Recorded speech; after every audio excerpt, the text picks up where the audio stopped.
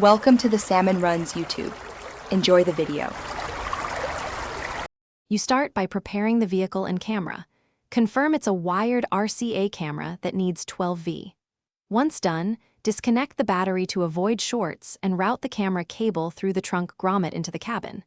Next, identify the reverse lamp positive wire and a good chassis ground. Strip small sections for connections. Make sure you have butt connectors or solder and heat shrink. This gets the camera physically and electrically ready, so you can complete the signal path next.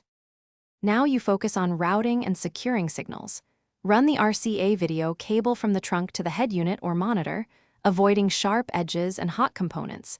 Use cable clips or zip ties to keep it neat. Tap the reverse lamp positive to the camera's red power wire and attach the black wire to a solid chassis ground. Connect an inline 1-2 amp fuse at the tap for safety. Once everything is linked, plug the RCA into the display's reverse video input and reattach the battery. Finish by testing and fine-tuning. With the car safe and parking brake on, start the vehicle and put it in reverse. You should see the camera image on the display. If the picture is missing or noisy, make sure the inline fuse isn't blown. The reverse power tap is live when in reverse. The RCA is fully seated and continuous, and the ground is solid.